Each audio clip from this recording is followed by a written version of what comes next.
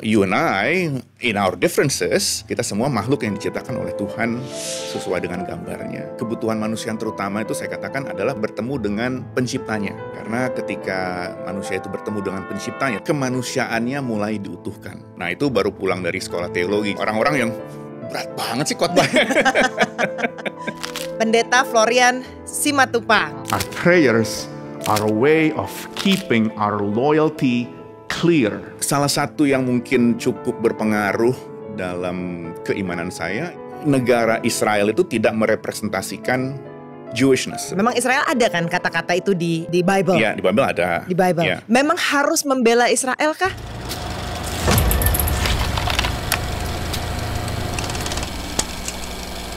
Terima kasih sudah akhirnya bergabung di sini. Iya. Thank you so much. Aku pertama kali kita ketemu, ini memang jalan Tuhan ya, karena at a Christmas party. Yeah. Terus tiba-tiba At a common ngobrol, friend, yeah. through a common friend. Tiba-tiba ngobrol soal agama dan kayaknya kok menarik kalau misalnya Bang Flo bisa cerita sharing langsung dengan kita di sini. Karena awalnya Bang Flo adalah bukan pendeta. Yeah. Dan itu juga menarik perjalanannya. Yeah. Jadi Bang Flo, mungkin boleh diceritain dulu. Dulu ketika lahir besar, how did you grow up? Apakah keluarga juga ada yang jadi pendeta atau seperti apa? Yeah. Keluarga langsung nggak ada yang jadi pendeta. Jadi ayah ibu nggak ya? Ya, Okay. Ayah saya PNS, ibu saya ibu rumah tangga. Tapi sebagai orang Batak pasti menjadi pendeta itu adalah sesuatu yang membanggakan gitu ya. Gitu, Tapi kira-kira. pernah nggak dibilang kamu harus jadi Oh pendeta? nggak pernah. Okay. Nggak terbayangkan sebetulnya. Oke. I mean, knowing my life before as a young person nggak kebayang gitu. Teman-teman sampai sekarang aja masih, kok bisa ya Loyan ya jadi pendeta gitu. Oke, lahir Gitu. bisa Jakarta? Lahir di Bandung, besar di Jakarta ya. Oke, dari berapa bersaudara? Dua laki-laki. Dua laki Ya. dan paling tua. Ya. Gimana waktu masa kecilmu? Religious nggak Bang? Religious, religious in a sense yang memang dibesarkan dalam konteks keluarga yang beriman gitu ya, yang oke-oke aja, nggak macem-macem gitu. Jadi 10 tahun di Amerika tuh. Ya. Ngambil apa tuh waktu itu Bang jurusannya? Nah itu juga cerita yang menarik tuh karena 10 tahun tuh kebanyakan mainnya. Program S1 yang harusnya 4 tahun nggak kelar-kelar. Pindah jurusan dari sini ke sini, pertama kali engineering, masuk ke graphic design, masuk ke liberal studies yang asalnya gampang lulus aja. Sebetulnya saya pulang ke Indonesia tahun 98 itu sebagai dropout. Gitu, belum lulus. Kemudian pas lagi Kemudian, krisis. Betul. Nah, terus? Nah, pulang ke Indonesia, ya singkat cerita, mungkin ada kehausan kembali untuk ya bertanya siapa sih saya gitu secara manusiawi, dan juga dalam pandangan saya sebagai manusia yang diciptakan Tuhan tuh who am I gitu. Balik ke gereja yang lama, ada cultural disconnect karena bahasa, 10 tahun di Amerika cukup lama gitu. Terus pindah, akhirnya nemplok lah di satu gereja yang baru dibuka tahun 99 akhir, berbahasa Inggris gitu. Okay. Culture-nya cocok, kehidupan berjemaatnya itu nggak kaku. Bukan Batak nih ya? Bukan Batak, Okay. ya. International crowd ya. Mayoritas orang Indonesia tapi berjemaat bahasa Inggris lah gitu. Gitu. Kemudian di situ nemuin apa? Nemuin mungkin a renewed faith gitu. Oke. Tapi sebetulnya nggak ada kebayang akan menjadi pendeta ketika di situ, gitu karena waktu itu sudah sibuk meniti karir gitu ya. Terus you wanna make it in the world lah gitu kira-kira gitu. Di situ juga saya ketemu sama istri, waktu itu disuruh ngejalanin pelayanan untuk dewasa muda yang saya bilang ke pendetanya, I have no experience in doing this gitu. Kok ngapain disuruh-suruh kayak begini? Bilang. Ya itu nggak pernah ada kebayang akan menjadi pendeta until maybe it was my last job di satu perusahaan holding media. Ada ketertarikan untuk belajar teologi gitu, nggak tahu kenapa. Jadi nggak ada kayak momentum kayak apa gitu? Yang Awakening-nya. the lights went on. Mungkin the awakening-nya is a process pelan-pelan gitu. Oke. Karena mungkin saya maju dulu ya. Ketika saya sudah jadi waktu itu setelah resign dari pekerjaan terakhir, saya sama istri dan anak udah 1 waktu itu, kami pindah ke Kanada untuk ambil program teologi di Kanada. Gitu. Jadi udah ada keinginan Udah mengambil keinginan, itu. ya. Oke, baik. Kemudian? Setelah pulang dari situ pun ditanya, is there an awakening moment? Nggak ada juga sih gitu, karena ya memang waktu itu ketika memutuskan ada satu kenekatan yang kita ambil untuk bersama-sama putuskan gitu ya. Tetapi apakah ini menjadi satu epiphany moment yang the lights went on? Enggak juga sih gitu. Ini untuk istri Mbak Arlin juga mengambil program yang sama? Enggak. Enggak, hanya Bang Flo aja? Iya. Okay. Dia full time mom. Okay. Nah, kembali ke mundur sedikit. Akhirnya saya bisa menyelesaikan program S1 saya itu ketika di universitas yang lama itu membuka program jarak jauh. Oke. Terus ibu saya tuh yang ngasih tahu gitu kan, bagi orang Batak seorang DO tuh kayaknya hina banget gitu ya. Nggak sarjana tuh hina banget. Anak lagi pertama iya, nggak kan? Sarjana gitu kan. Udah menikah lagi kan, malu-maluin loh gitu. Gitu. Terus dia bilang tuh, universitasmu tuh udah buka lagi tuh untuk program jarak jauh, selesaikanlah dia bilang gitu. Tutuplah lembaran yang itu, close that chapter dia bilang gitu. Siapa tahu chapter yang lain akan terbuka bagimu gitu ya. And so once in a rare occasion I listened to my mom.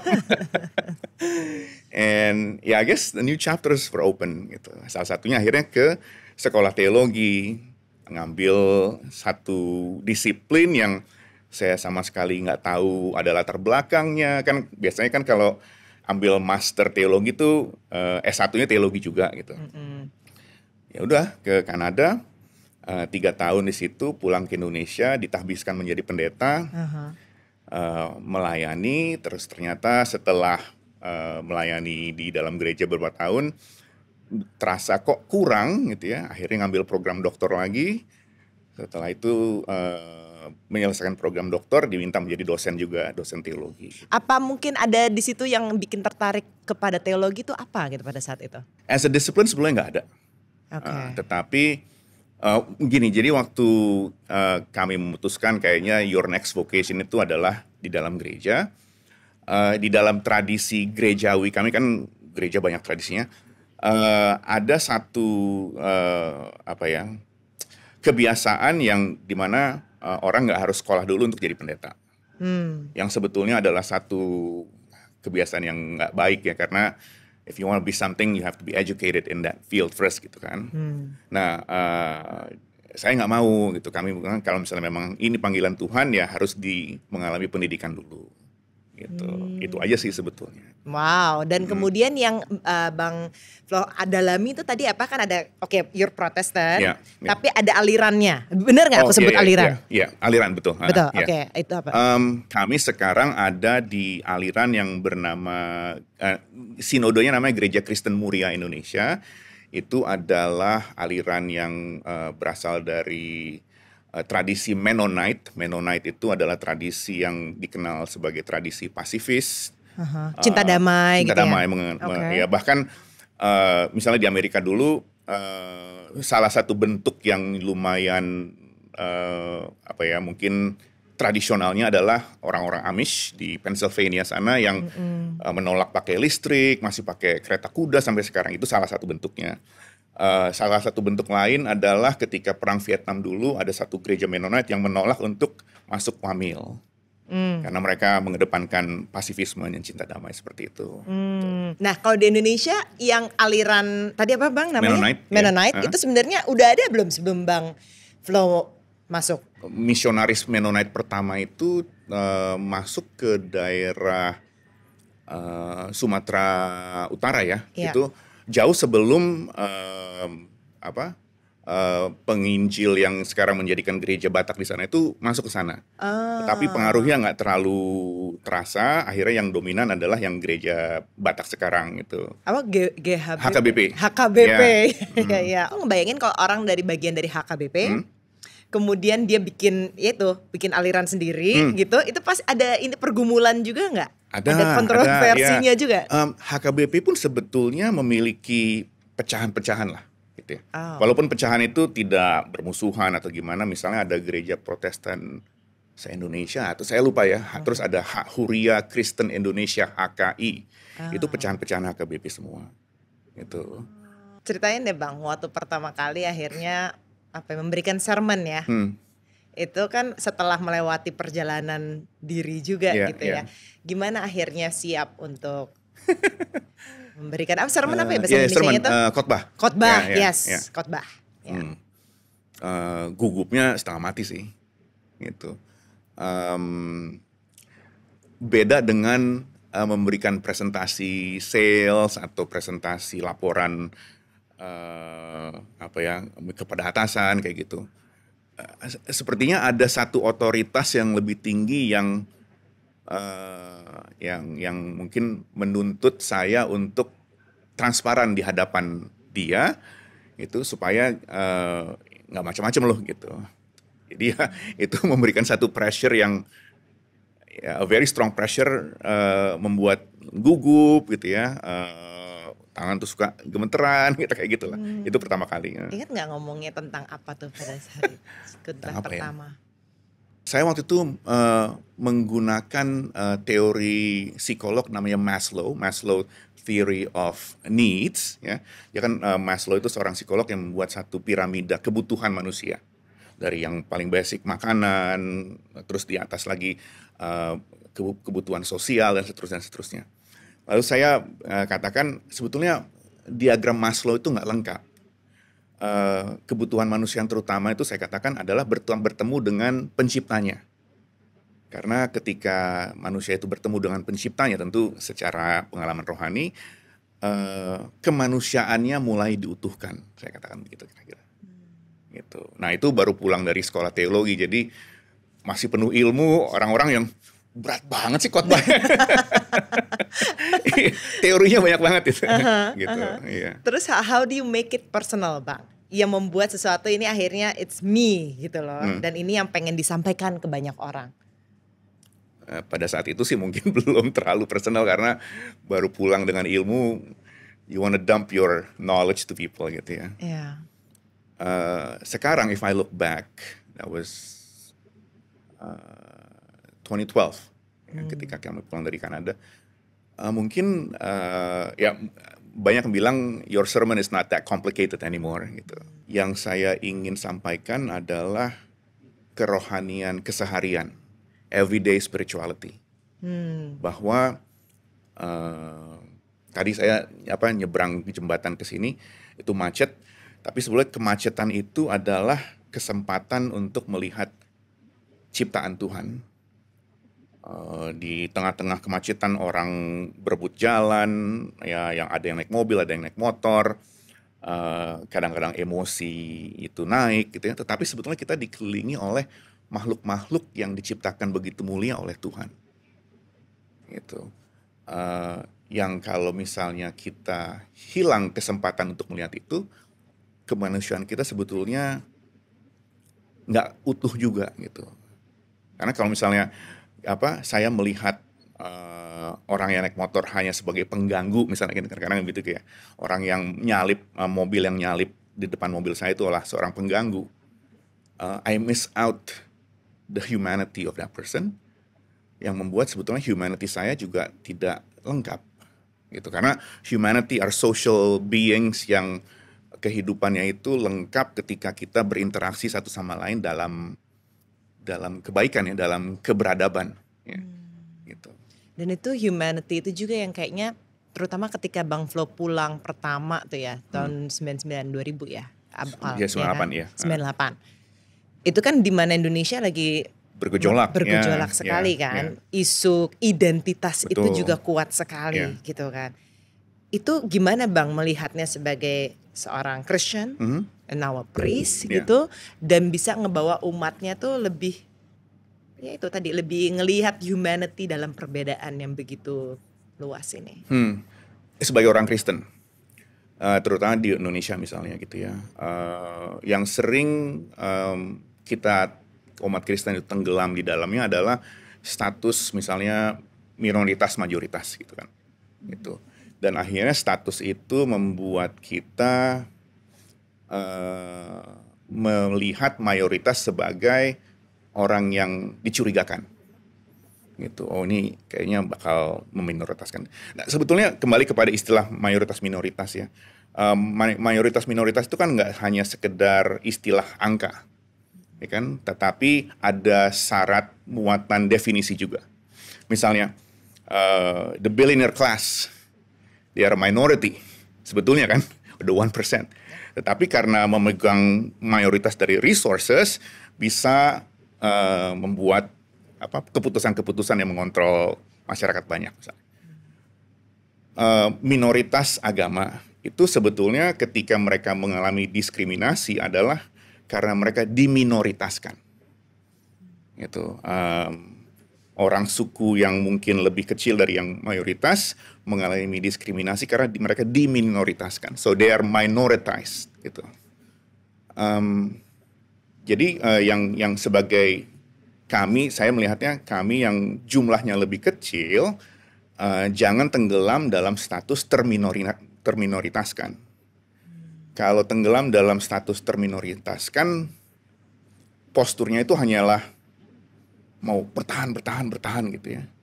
Dan akhirnya tidak bisa mengadakan dialog, pembicaraan persahabatan, membangun jembatan dengan teman-teman yang mayoritas yang juga banyak melihat ini sebenarnya nggak benar gitu. Status terminoritaskan dan termayoritaskan itu gitu. Kayak gitu. So mindsetnya. Ya. Wow. Gitu. Tapi kalau misalnya kita mau terang-terangan, memang iya dong benar. Emang ada hak-hak minoritas yang harusnya memang diperjuangkan. Betul, as a Christian. Betul, right. Mau bangun gereja, Ya, mungkin banyak yang susah, betul. segala macam. Ya. Benar nggak Bang kayak seperti itu? Betul sekali. Nah, kalau misalnya kita tenggelam dalam status terminoritaskan itu hanya akhirnya yang saya lihat kita bisa terombang-ambing dalam janji-janji populis. Gitu. Ya kan misalnya, oh kandidat ini bisa menjanjikan izin gereja lebih gampang gitu kan. Ini sebetulnya hanya surface level issue aja. Gitu. Yang nggak jalan-jalan juga sampai sekarang gitu. Malah beberapa kali akhir-akhir ini banyak banget yang rame-rame gitu. Iya. Tapi kalau misalnya kita yang jumlahnya lebih sedikit, memang tidak memegang kekuasaan, bisa berinteraksi, bersahabat dengan teman-teman yang lebih banyak jumlahnya, yang mayoritas, tetapi tidak melihat termayoritaskan atau terminoritaskan itu sebagai sesuatu yang harus dilanjutkan, jadi status quo, tetapi justru mau ikut bersama-sama mengedepankan kebersamaan ini, saya pikir impact-nya akan lebih bisa luas dibandingkan hanya dengan sekedar mengikuti janji-janji populis yang ya it's like a carrot on a stick gitu. Sebenarnya underlying cause-nya kalau menurut Bang Flo tuh apa? Kan kalau tadi di atasnya surface issue-nya yaitu akhirnya ada hak-hak yang akhirnya mungkin tidak bisa benar-benar dieksekusi gitu. Kalau gitu sebenarnya apa masalah mendasarnya kalau pengamatanmu Bang? Yang terjadi di Indonesia ini? Indonesia ini ya? Yang di Indonesia sebetulnya nggak unik-unik juga ya. Yang saya lihat sekarang kemiripan yang terjadi di Amerika tuh terutama dalam hal konteks Make America Great Again dan itu didukung oleh orang-orang Kristen yang menganggap dirinya paling Kristen seterusnya. Ada dan didukung oleh rakyat yang tidak terlalu terbuka wawasannya untuk melihat hal-hal yang lebih luas. Yeah. Gampang sekali dipicu oleh satu ketakutan.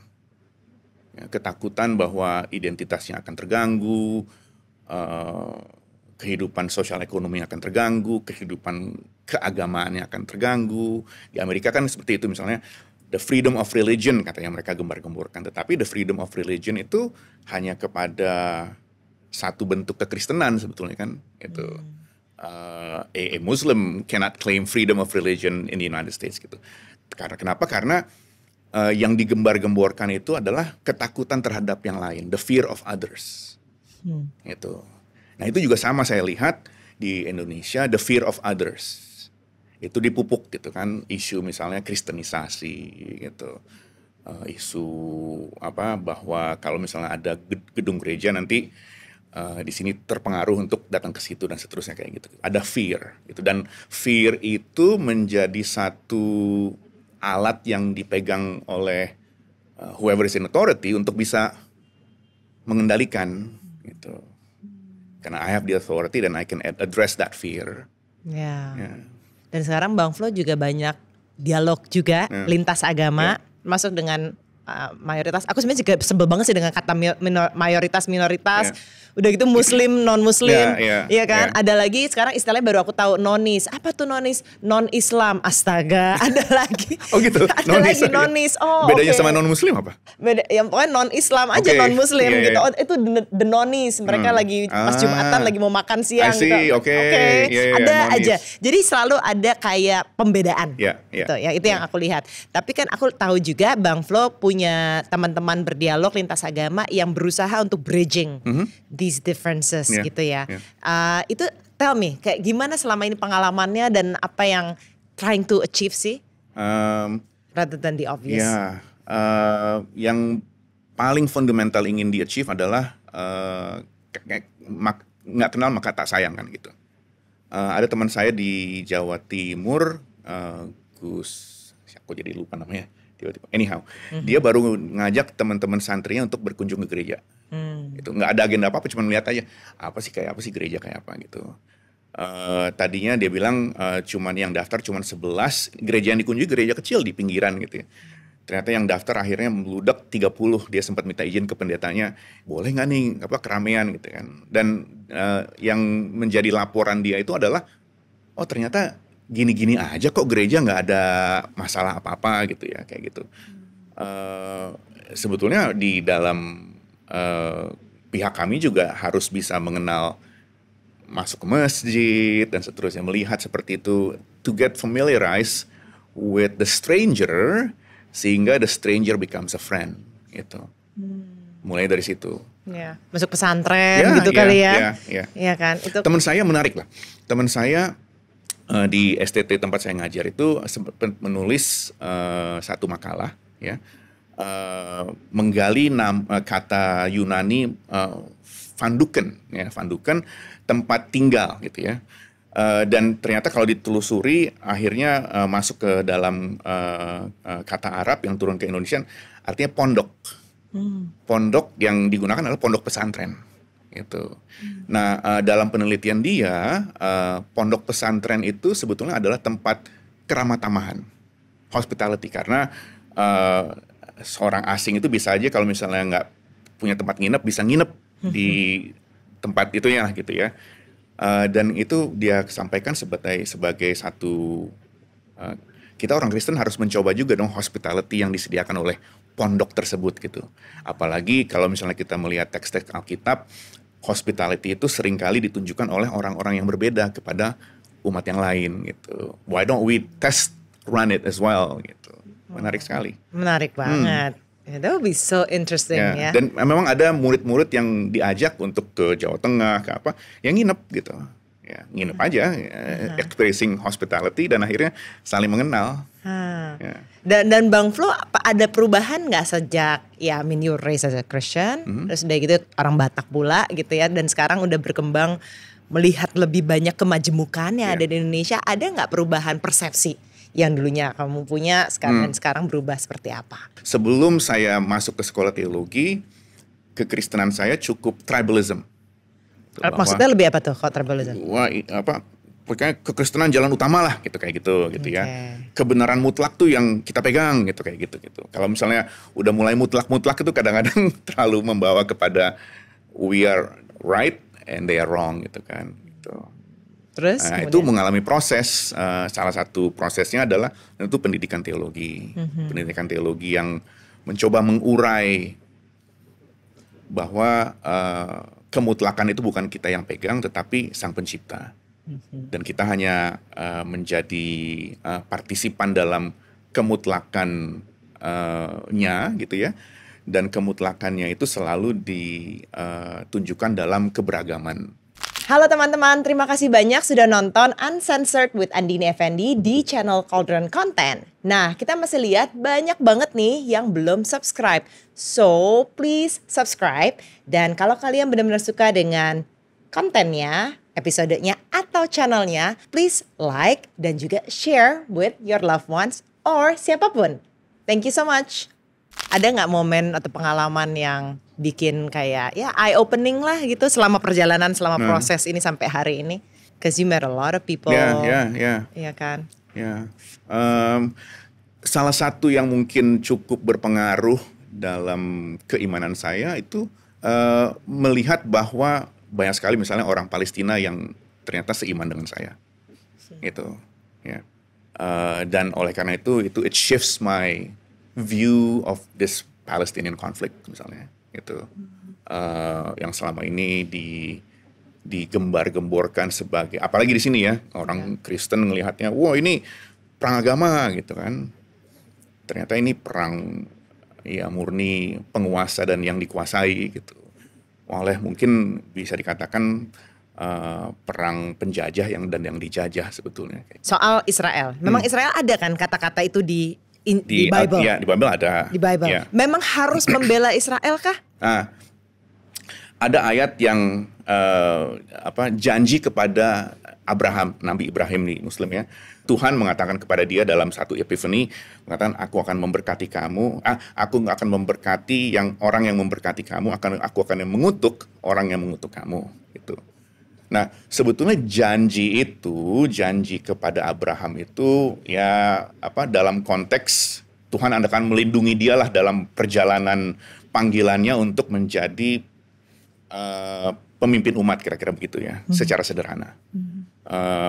Tapi itu diinterpretasikan karena Israel, Yakub namanya menjadi Israel, adalah keturunan Abraham, itu dianggap menjadi siapa yang mengutuk Israel akan dikutuk Tuhan, siapa yang memberkati Israel akan diberkati Tuhan. Gitu. Lalu masuk ke dalam era modern, itu diterjemahkan kepada Israel, the state of Israel, which is completely different than the Israel of the Bible. Gitu. Oke, jadi pemahamanmu adalah kalau tentang Israel, it's a secular state that has really nothing to do with the Israel of the Bible. Ada orang Yahudi di situ, ya, orang beragama Yahudi, ada orang tetapi negara Israel itu tidak merepresentasikan Jewishness sebetulnya.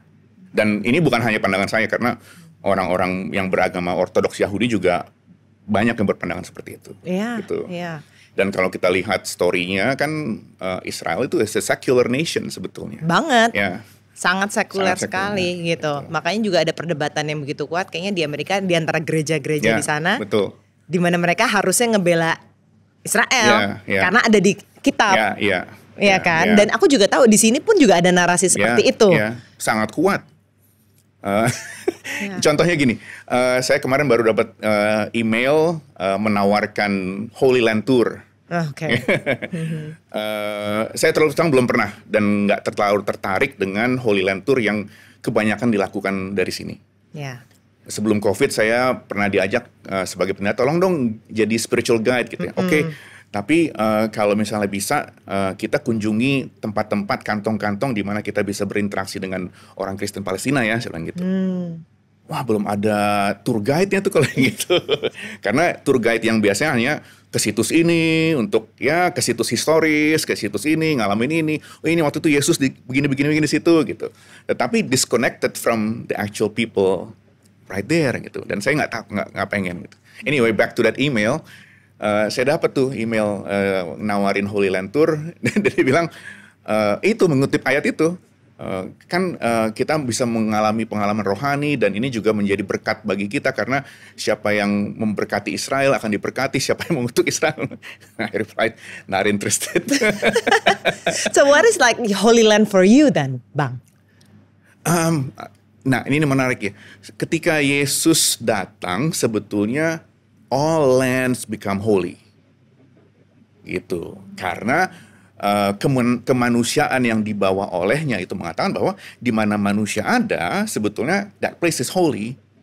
Karena kita semua diciptakan seturut dengan gambar Sang Pencipta, gitu.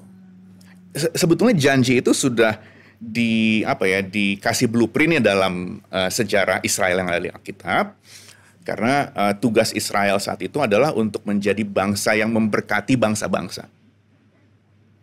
Melalui cara hidupnya, dia seharusnya mengedepankan keadilan, memperhatikan orang yang terpinggirkan, gitu, dan seterusnya. Misalnya anak yatim dan janda-janda itu kan di zaman dulu terpinggirkan sekali, nggak punya hak, gitu ya. Nah, hukum-hukum Israel itu mengatakan orang-orang itu yang harus diperhatikan. Orang-orang asing, bangsa lain yang datang ke tanahmu itu yang harus diperhatikan karena mereka nggak punya hak, engkau yang berikan hak, gitu. Dan melalui cara hidup seperti itu, Israel harusnya memberkati seluruh dunia, gitu kira-kira. Nah, tokoh Yesus ini datang dan dia akhirnya mengkhotbahkan lagi itu, ya. Dia dekat dengan perempuan yang mau dihukum oleh hukum rajam karena dianggap berzina, kayak gitu-gitu ya. Yang kita kan kalau misalnya berzina, laki-lakinya mana gitu. Kok cuma perempuannya doang yang dihukum kayak gitu misalnya.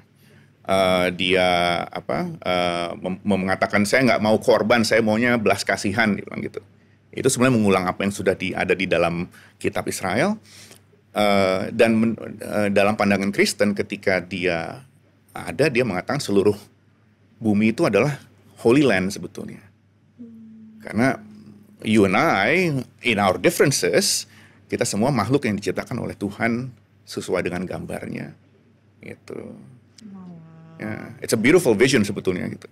Wah, dan very general gitu. Ya, yang sebetulnya bisa dihidupi siapa aja gitu kan, gitu. Dan disitulah kebersamaan kita dalam keberagaman. Gitu.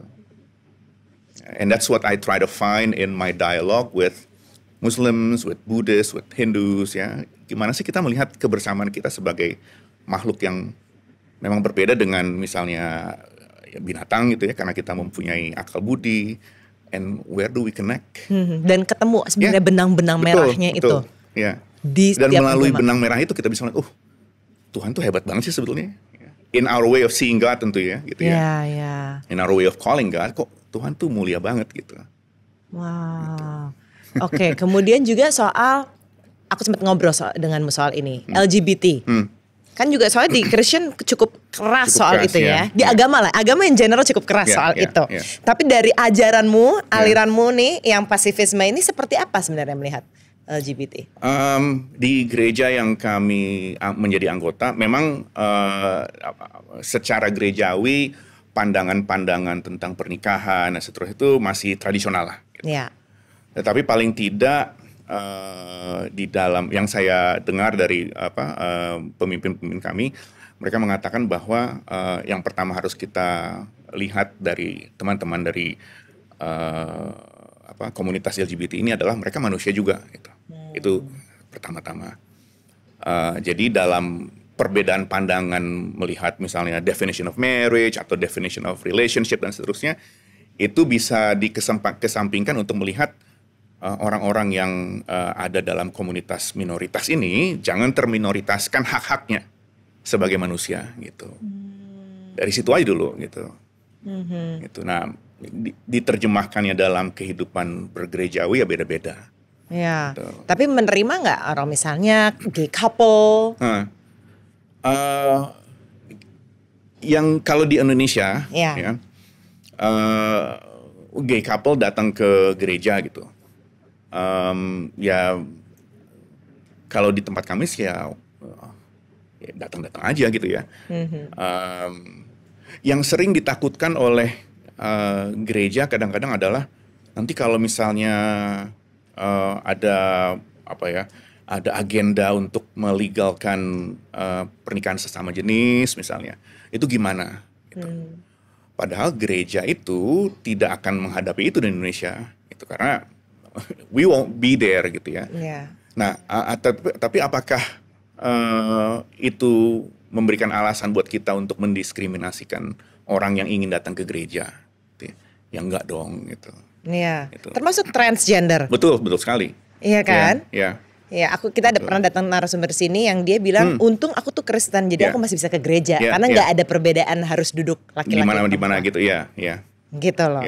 I guess that's like another flexibility kalau bisa dilihat gitu. Mereka masih bisa tetap datang gitu ke sana.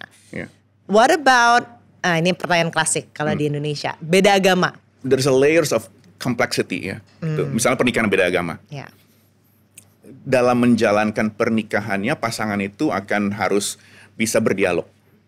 Itu. Dan apakah pasangan itu akan siap berdialog dalam kesehariannya?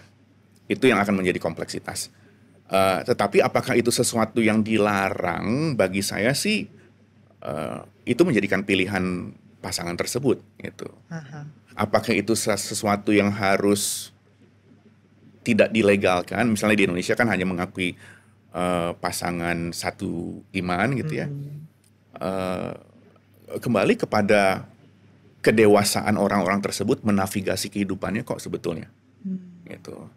So bahwa ada hukum yang menuntut kita berpasangan dalam satu agama sebetulnya terlalu overprotective sehingga mungkin kedewasaan kemanusiaan yang adil dan beradab itu akhirnya stunted gitu ya. Itu kira-kira gitu.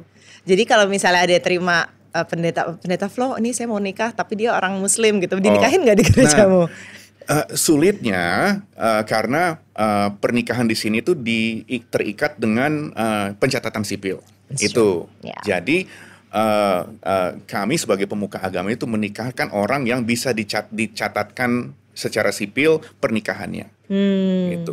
Nah kalau misalnya orang itu orang Indonesia dua-duanya, pencatatan sipilnya nggak jelas, susah. Gitu. Ya, karena akhirnya nanti kan hak-hak sebagai istri dan suami itu nggak jelas juga, kita accountability-nya gimana. Iya, gitu. iya. Ketika orang itu, pasangan itu sudah melakukan pernikahan sipilnya di luar negeri misalnya, gitu ya.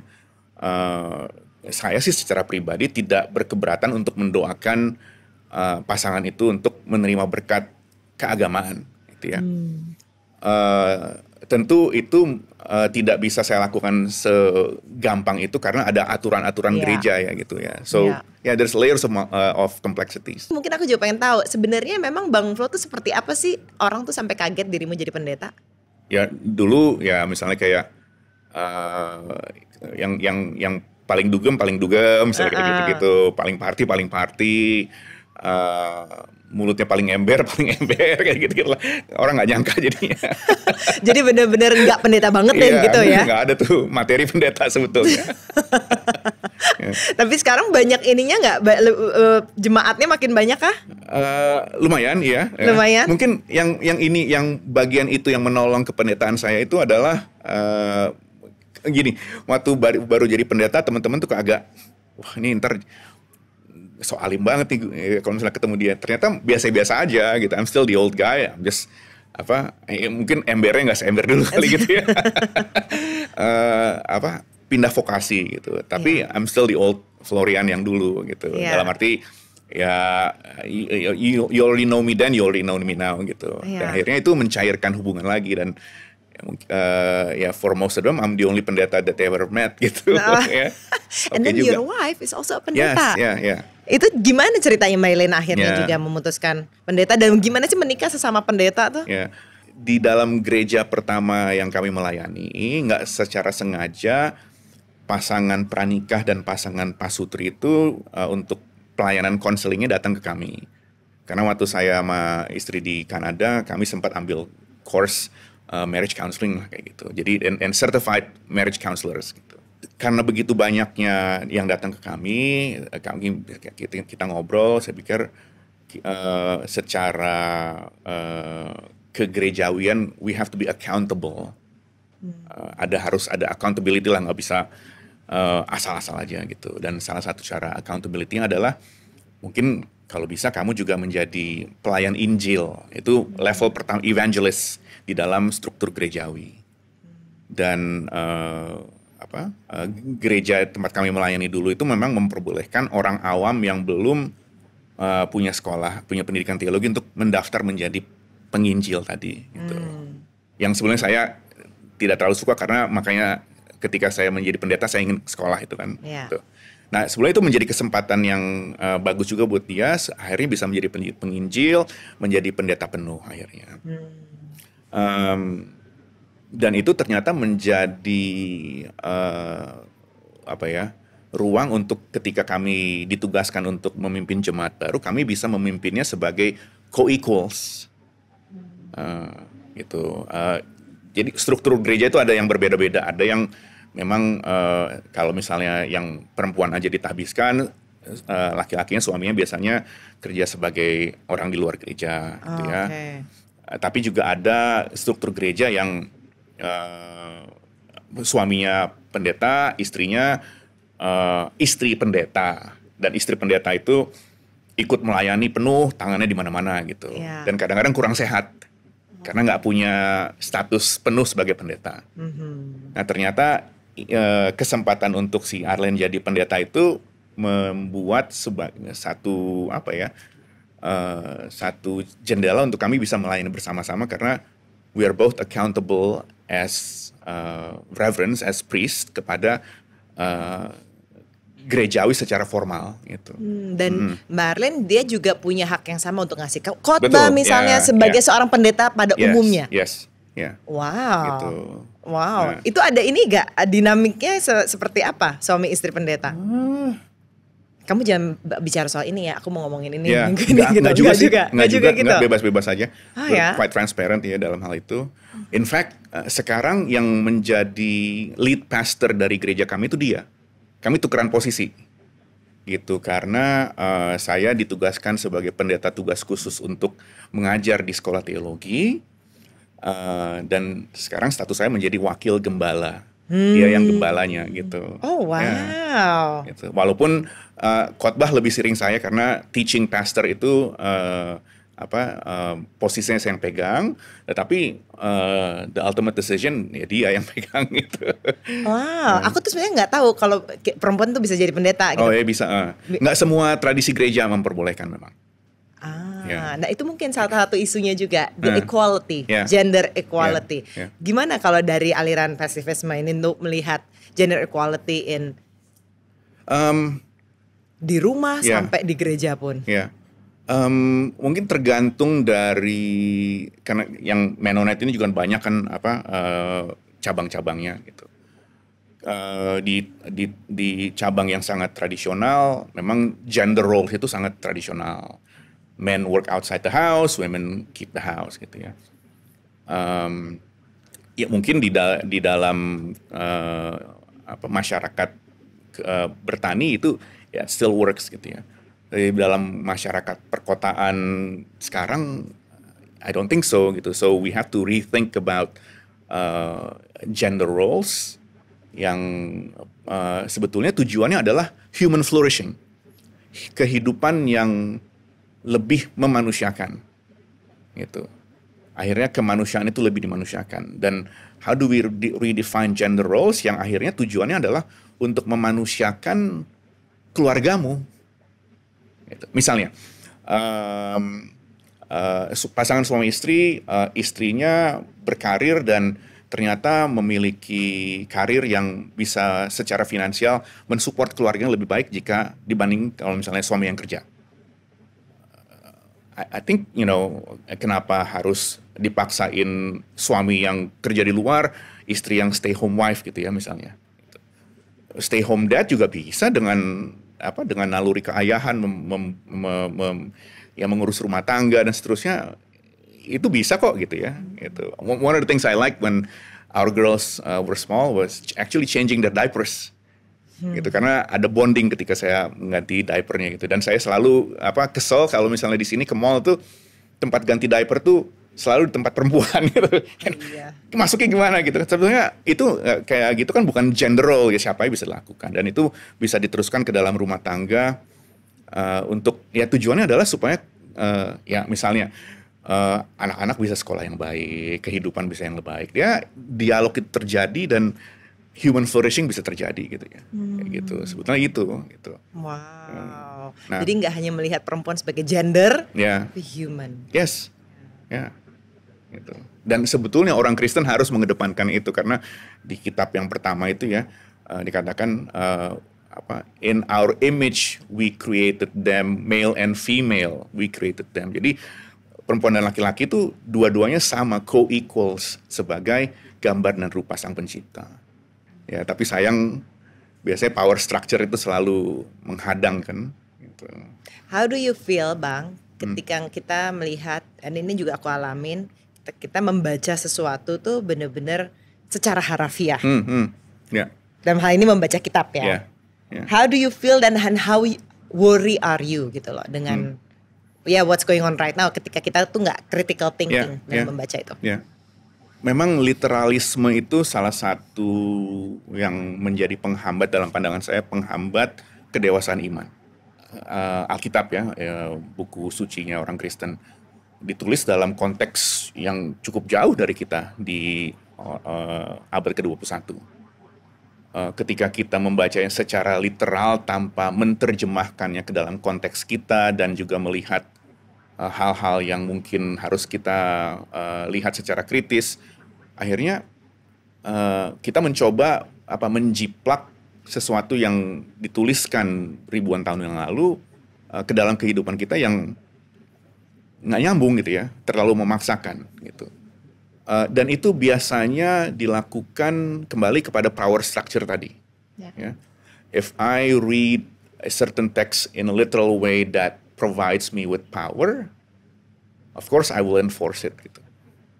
Ya, dan kepada gender tadi ya, biasanya laki-laki mengatakan, oke, misal perempuan harus tunduk kepada laki-laki gitu. Ada tuh di surat di salah satu surat di Alkitab gitu ya. Tapi sebetulnya ketika itu ditulis, penulis itu ingin merombak tata keluarga yang dianut oleh budaya Romawi saat itu. Gitu. Tapi kalau misalnya kita bacanya secara letterlek, wah, laki-laki yang memegang otoritas utama, perempuan harus tunduk gitu. Padahal ada tulisan sebelumnya, saling merendahkan dirilah kamu satu sama lain. Baru bentuknya seperti ini gitu. Ada satu subversi dari cara masyarakat saat itu menjalankan kehidupan kekeluargaan. Spirit subversi itu sebenarnya harus kita bawa, tujuannya bukan untuk memberontak tentunya, tetapi untuk human flourishing tadi. Gitu. Wow. Ya.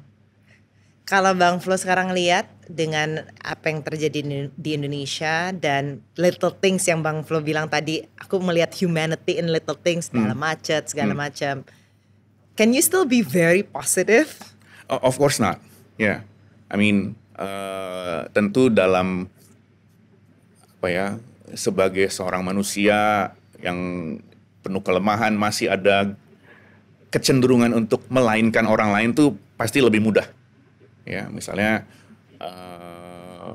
kita masuk ngantre aja itu, ngantre, dan di dalam antrean itu banyak beragam orang, kita biasanya bisa langsung mencap, oh ini orang pasti ngantrenya karena dia begini gitu ya. Itu kecenderungan itu ada. And itu sebetulnya menjadi pergumulan batin yang harus saya terus rem gitu ya, untuk melihat sesuatu yang lebih besar yang datangnya dari luar saya, untuk melihat dalam perbedaannya pun, dalam perbedaan cara dia ngantre pun, sebetulnya dia adalah seorang saudaramu yang diciptakan begitu mulia oleh Tuhan gitu. And it's a struggle, nggak mungkin segampang itu, to be honest. Yeah. Kan lebih mudah untuk ikut nyerobot juga gitu kan. Iya dong, ya kan. Apalagi macet kesini gitu kan misalnya. Wow. Yeah. Do you know what is your why, and do you think you already achieve it? Of course not. Yeah. My why. What is your why? What is my why? Why are you here in this world? Apa nih gitu manfaatnya Bang Flo tuh sebenarnya apa sih? Do you know that gitu? To be honest, I don't. Yeah. Secara spectacular, I don't. Yeah. Tapi mungkin dalam mikro why, kalau misalnya dalam perjumpaan dengan sesama, kehidupan manusia itu lebih bisa terangkat, I think that already accomplishes the little whys that will be a bigger why someday. Gitu. I don't know if that makes sense gitu ya.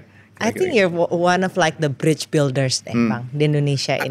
I would like to. I mean, I'm not always successful in bridge building, obviously. Because we need more of you. Yeah. Tapi I think that ketika kita bisa identify one, and I'm very glad that we did, gitu. Kita ada obrolan ini, paling enggak, jadi aku nggak hanya dengar dari salah satu orang-orang yang biasa aku ketemuin aja. Ternyata masih banyak juga yang lain yang harusnya lebih sering kita bahas, lebih sering kita ajak ngobrol, dan ternyata banyak benang merahnya, dan mudah-mudahan that bridge finally happen. Will be built strong and firm. That's right. So thank you so much Bang Flo. My pleasure. Sudah berbagi dengan kita di sini. Thank you. Thank you so much. Blessings to you. Tuhan tuh kasih jalan bukan yang kita inginkan tapi yang kita butuhkan.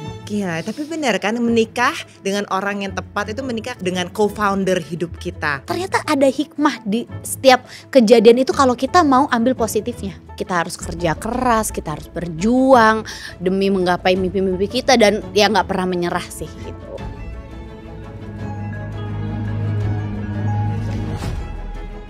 Hai teman-teman, jangan lupa ya untuk subscribe Cauldron Content di YouTube channel ini atau di Spotify dan juga Apple Podcast. Dan kalau kalian suka banget dengan episodenya, please like dan juga share ke your loved ones.